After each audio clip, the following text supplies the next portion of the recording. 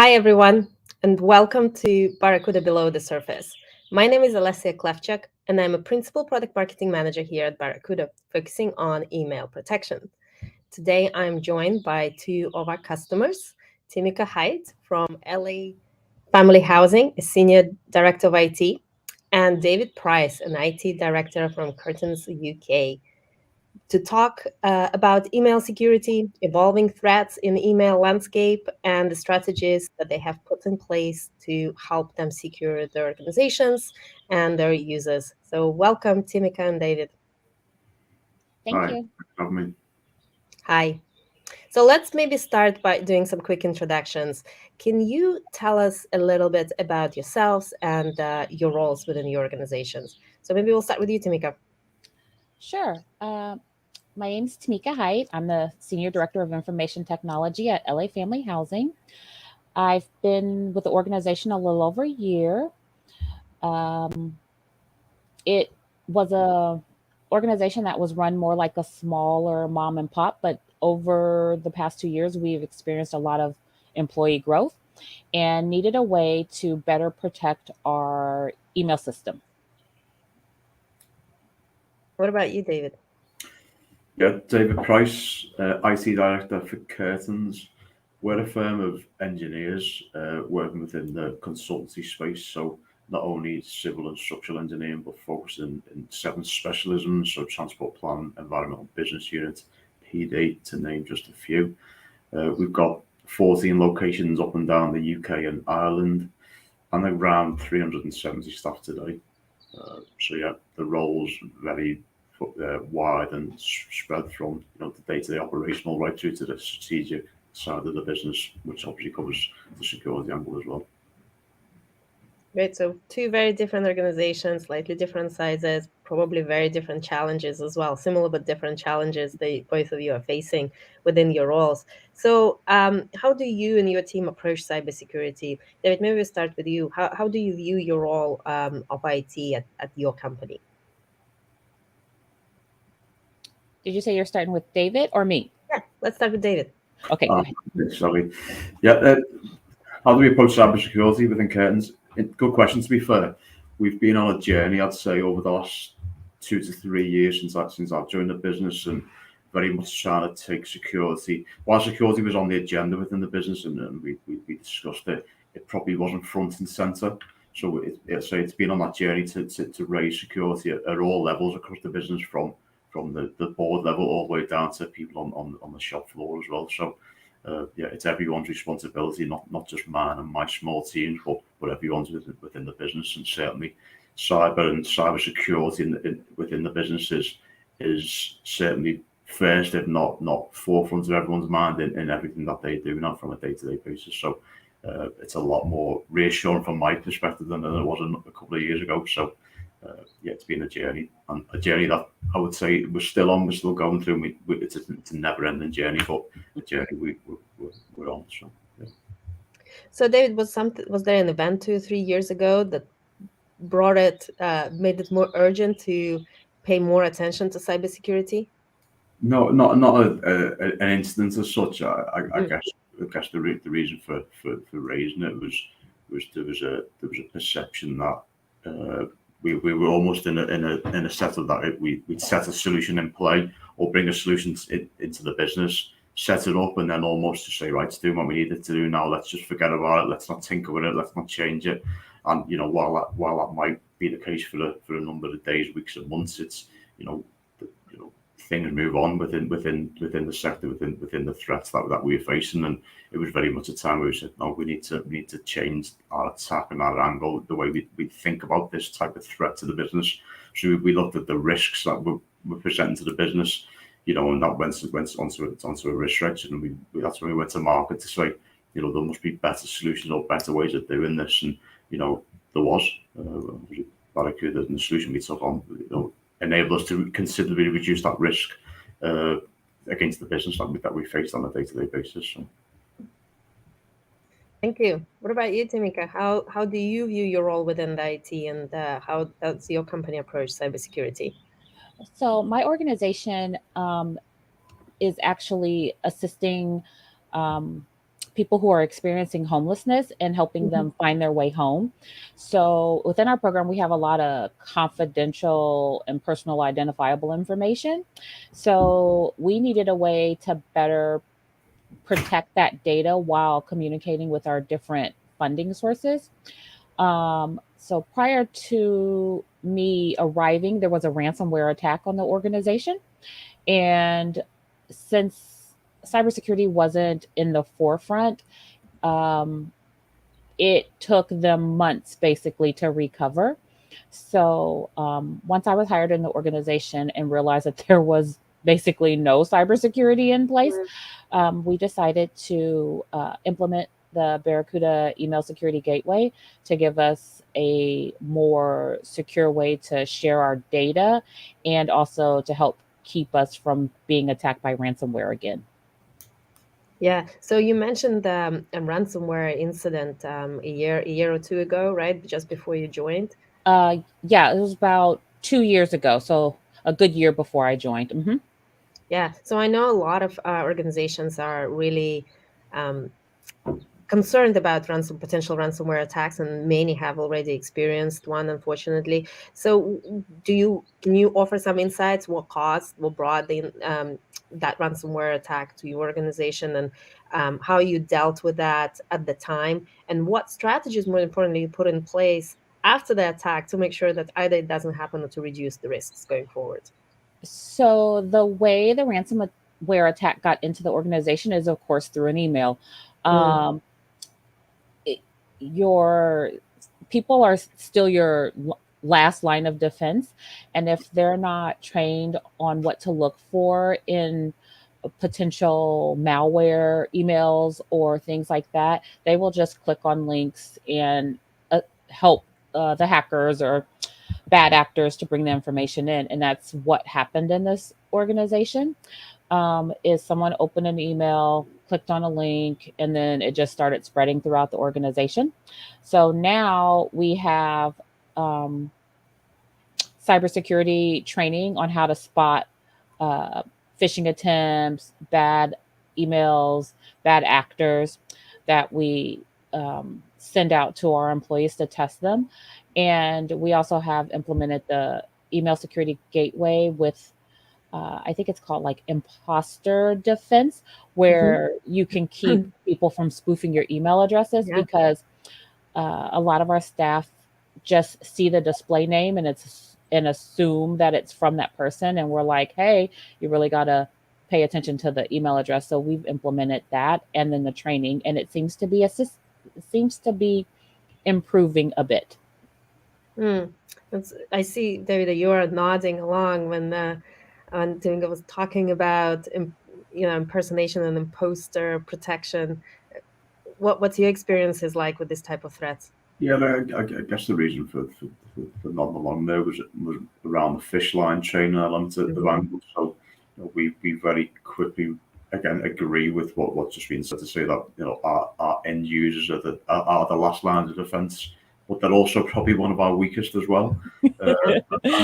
I think on that risk test that we did when we tested some stuff, when we were pulling that together, it was almost too easy to penetrate those users, and so that sat there as a big red flag. So taking that fish line element and being able to test our staff around certain angles and to see what they would and wouldn't maybe fall over to, then give us that angle on the training side of the stuff. So training around cybersecurity is very much day to day in what we do, and through being able to test them, we were able to then track and monitor them through sort of a KPI dashboard to show that there's value in us doing it, but it's not a name and shame exercise in any degree.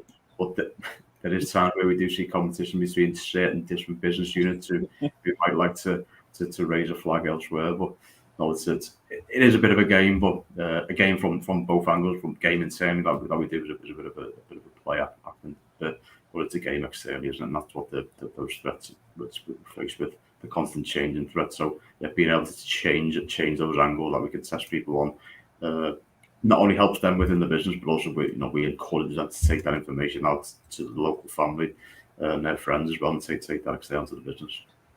Yeah. So, David, what kind of training or simulation activities do you do? How often do you do? How do you go about setting up this, an effective security awareness training program within your organization?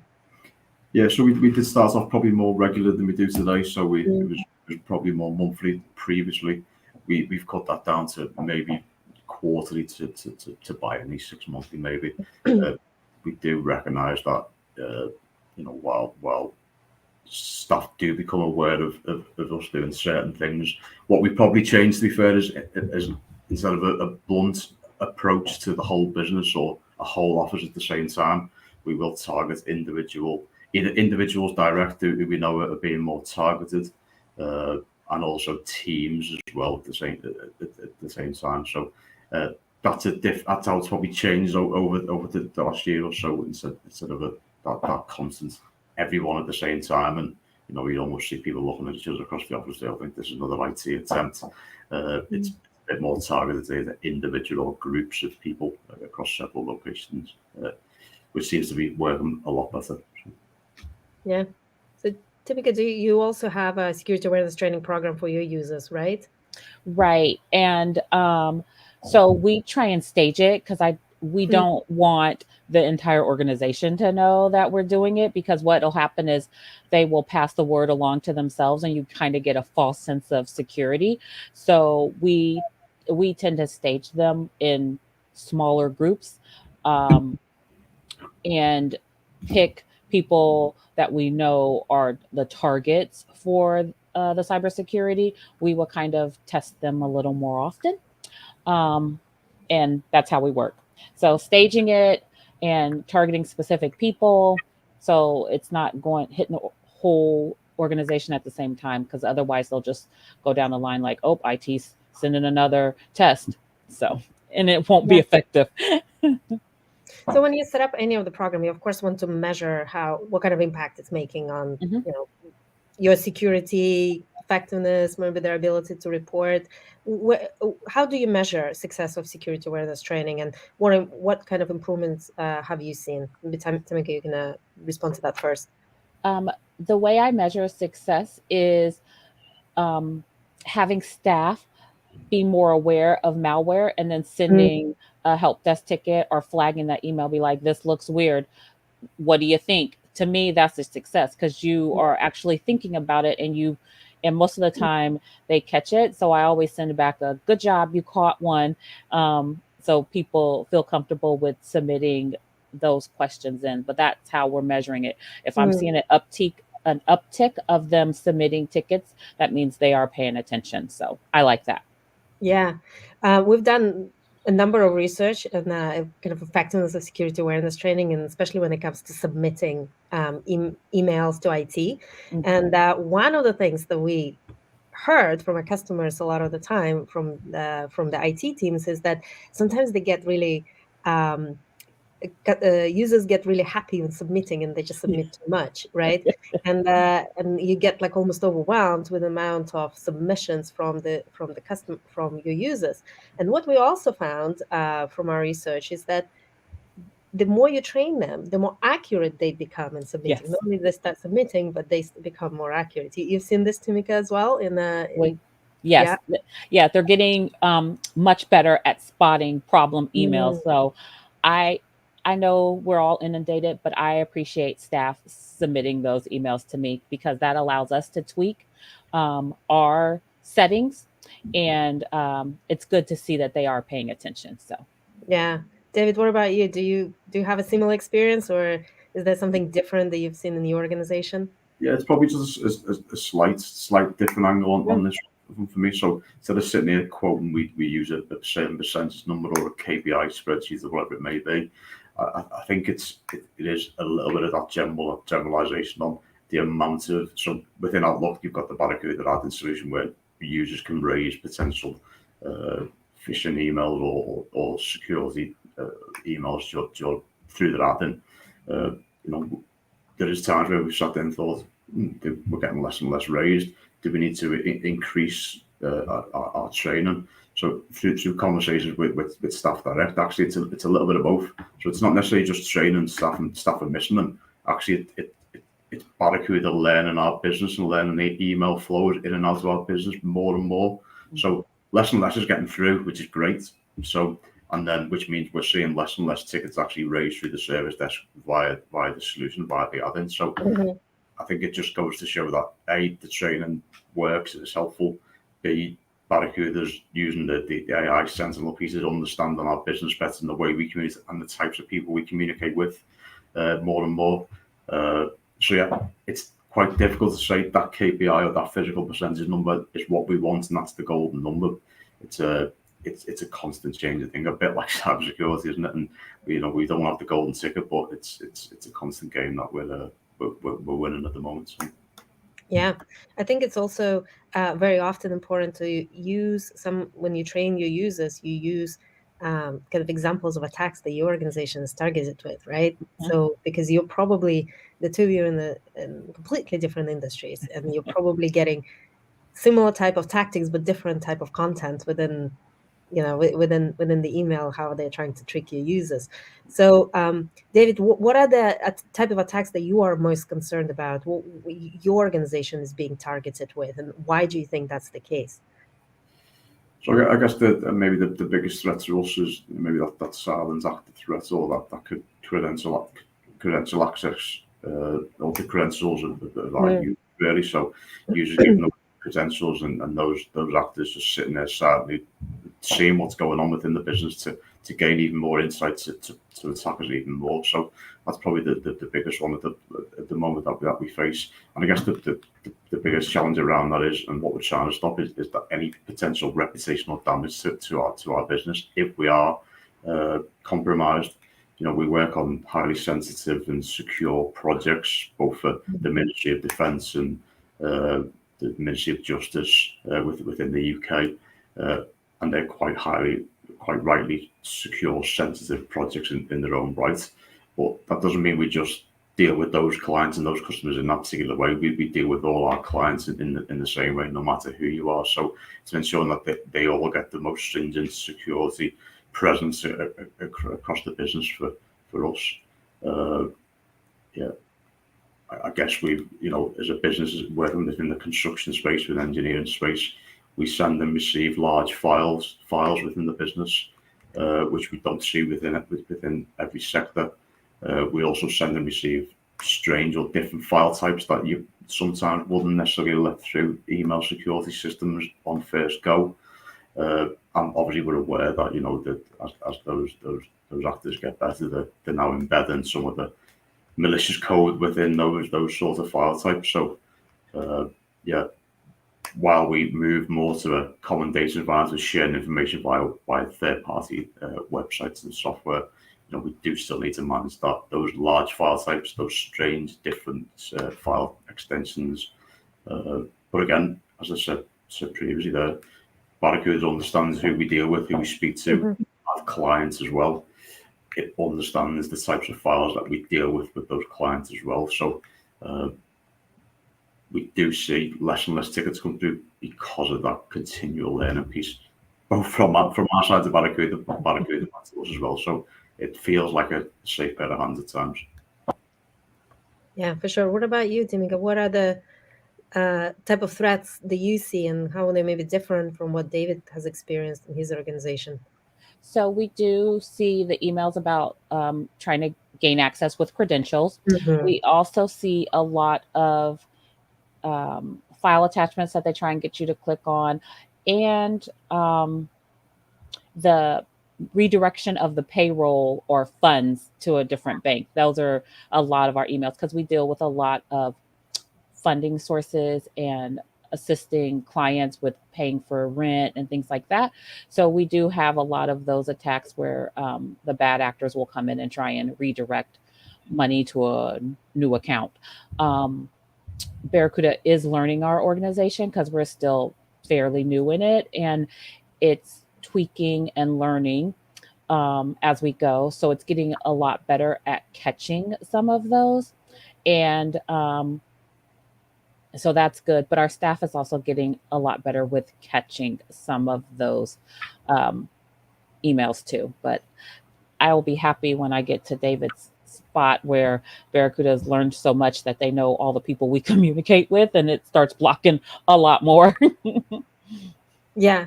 So at Barracuda, we do use machine learning for detecting phishing attacks, and we found it to be way more effective in detecting those type of threats compared to email gateway. But it's because it is a machine learning technology, it does take a little bit of time to learn the patterns within the organization, and it's really important also to have your users report, because I'm hoping that you are also forwarding those emails to Barracuda to help us tune up the algorithms to not miss that, or to classify it in the right way next time around, right? Absolutely. Yeah. So both of you mentioned credential access and credential phishing, and that's I think is a big and a growing problem. I know that again, some of our research and what we've seen with our customers is that around 1 in 5 organizations will kind of have at least one of their accounts compromised in a given year. I mean, that's a huge number, and that's at least one. A lot of them would probably have more than one. So how have you seen credential access, credential phishing changing over the past years, and what have you put in place to help you protect your accounts or your users' accounts? Maybe Timika, we'll start with you, and then David, I'd love to hear your thoughts too. So we're seeing a lot of the bad actors copying what looks like Microsoft emails. And since we are a Microsoft shop, that's kind of one of the things. They'll be like, oh, your email box is full. Click here to reset, or things like that. That seems to be the biggest one that's trying to gain access to the email credentials. And we're just trying our best to stop that. It's kind of hard because you can't just block Microsoft. So we're submitting them to the Barracuda so the machine can learn our organization more. And we also send out weekly newsletters to our staff saying, hey, pay attention. If your email box is full, you'll get an email directly from IT, not Microsoft. So just helping them keep an eye out for those emails,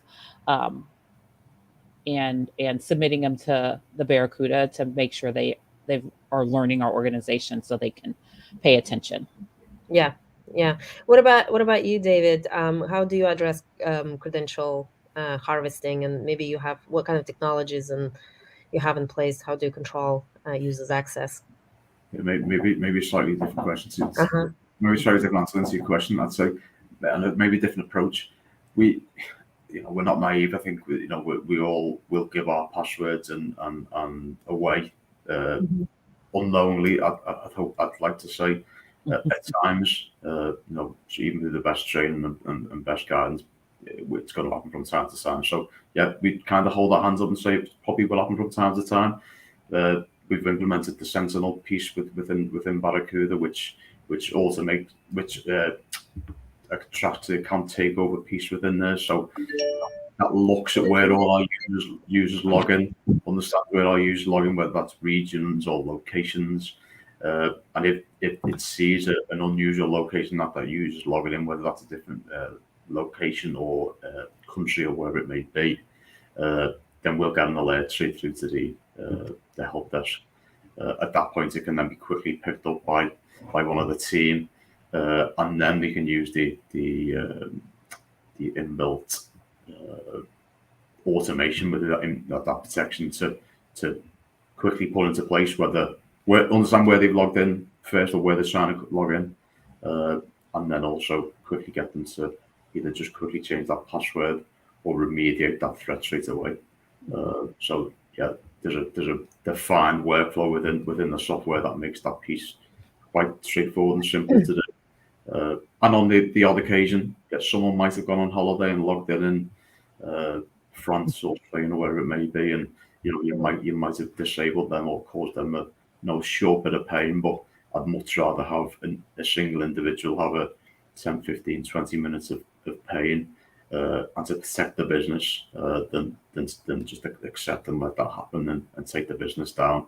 Whether that's take the business down today or sit there silently for several months and do it in much more reputational damage at a later stage. So, yeah, slightly different answer to your question, but hopefully that gives you a good flavour. What about two-factor authentication? Do any of you use that to control the access for your users, and how do you find that as a way of protecting accounts? Yeah, so we use two-factor MFA through our 365 tenements, rolled out within the last 12 months, and actually it's really good. Does what it says on the tin. Yeah. It's enabled us to. We were on a 90-day password reset policy, which no user in the business like to do, and again without being naive, users changing the number 1 to a 2 to a 3 to a 4 over those 30, 90-day periods we can see that happening from afar. So yeah, MFA removed that piece. Again, added another layer to, I guess, that multi-layered approach. I guess that security onion approach that we like to talk about within the business. So it's another layer, it's another piece that someone's got to get through to penetrate us or bypass us. So again, a bit of comms and training around. If you're seeing MFA requests come through several times and it's not you've not requested that, just go and change your password just as a Ellen Braces type angle. So. Yeah. What about you, Timika? Is that something that you are embracing or you're hoping to start in the future? We're hoping to embrace it. Our organization is a little resistant to change, but we do have a multi-factor authentication on some of our higher profile accounts, and we're hoping to bring it down throughout the organization. So, the administrators have MFA and some of our executive team members. It's a learning curve, and we're hoping that they adopt it sooner rather than later, because it does make access more secure. So than just logging into a website and things like that. I like for it to challenge you. So we're hoping this year that we get everyone on MFA. So that's great.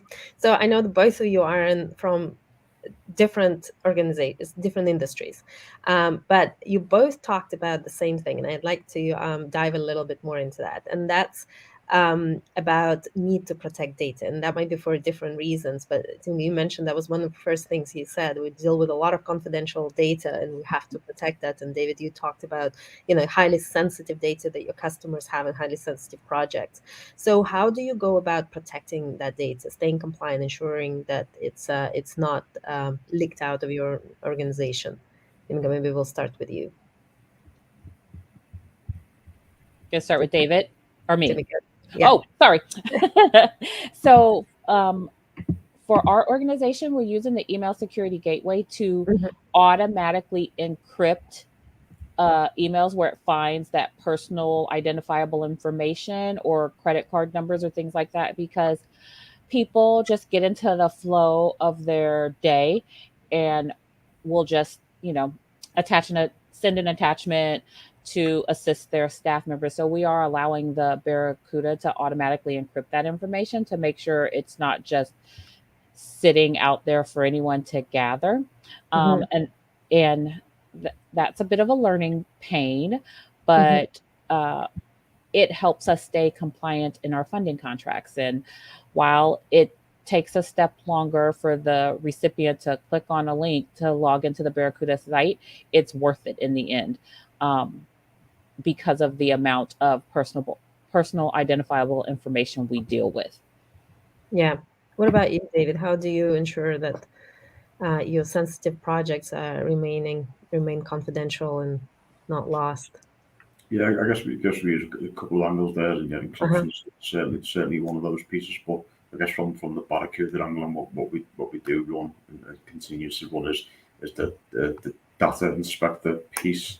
So that looks at our OneDrive elements on our SharePoint files as well, and it scans all those in the background.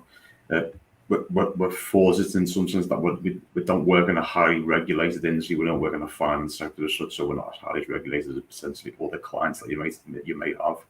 But it doesn't stop the data and the value in that data being as important to us as it would be to those type of businesses. So yeah, being able to run that inspect the clients and look at our files within OneDrive and on SharePoint and within our 365 environments, to be fair, just again gives you that comfort that if stuff is going on in the background that you don't have visibility on necessarily day to day, there's this third party client who's continually looking, continually scanning, continually assessing. So if we did want to then look at mobile cell phone numbers, passport numbers, credit card numbers, we can do that as well and highlight that. And there has been occasions where we particularly target a certain user or individual, certain credit card or phone number, and utilize that angle. So it's nice to know it's there. We don't use it daily basis, but it's definitely there and it's definitely useful.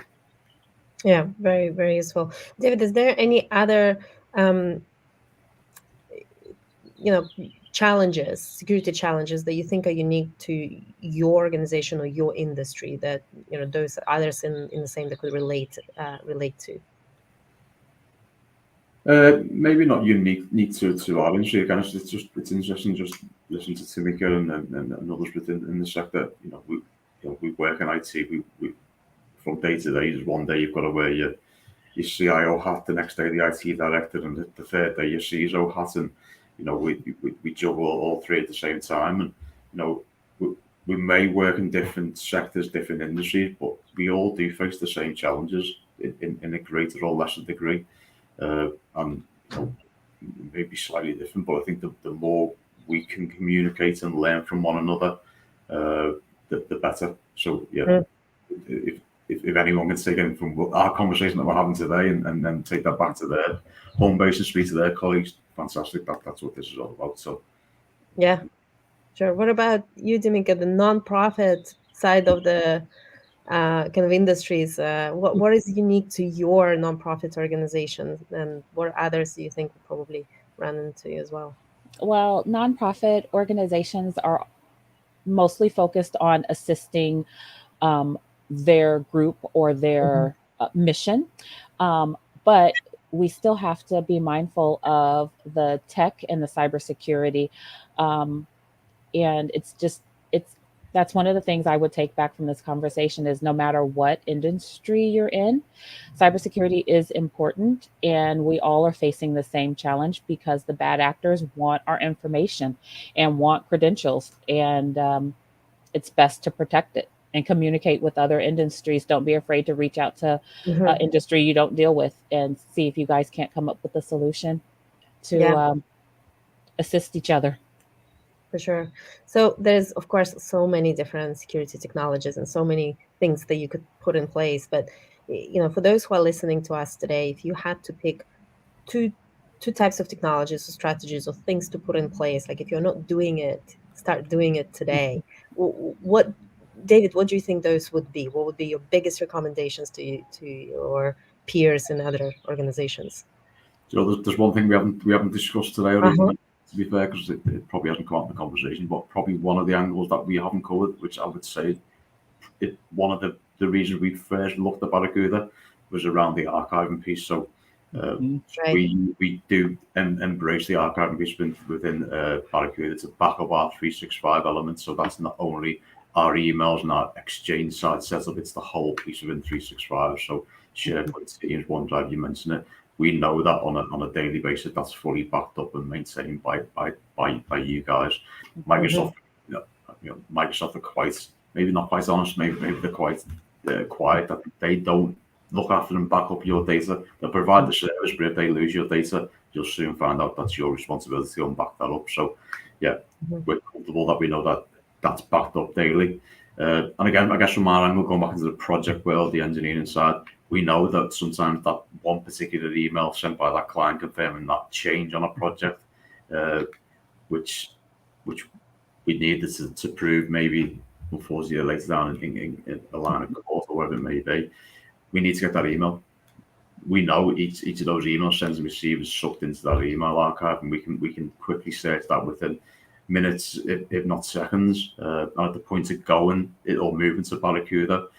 Barracuda ingested all those mailboxes and all those PST files into the system, which was a godsend, really. So again, yeah, that belt and braces again, that safe pair of hands if someone's doing something in the background to protect our business, maybe from a different angle. That if Microsoft was able to go down or lose our data, we know we can quickly recover from that. So yeah, so we haven't discussed that today, but I think that's probably one of the most important things for us as well. Yeah. What about you, Timika? What would your advice be? It would be to invest in the message archiver. That has been, yes, it has been a lifesaver on some of our projects, because we'll be like, who approved us to build this piece? And sometimes it's nice to go back and get it. And it also is protecting our SharePoint sites, our team's information. It does a better job than what Microsoft offers, because Microsoft's not concerned with saving your data or securing your data.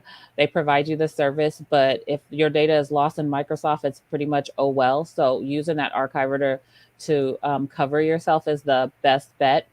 And I would say the fish line, the training. I really enjoy being able to target our staff with emails that look like what's coming in, so they can have a better understanding of cybersecurity, because they can take it back into their own lives at home.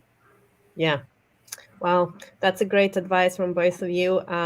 Well, thank you both for sharing your experiences, your thoughts on cybersecurity, and I'm hopefully people who are listening to us have learned something new or got reassured that they're not the only ones who are experiencing similar type of problems and have similar challenges.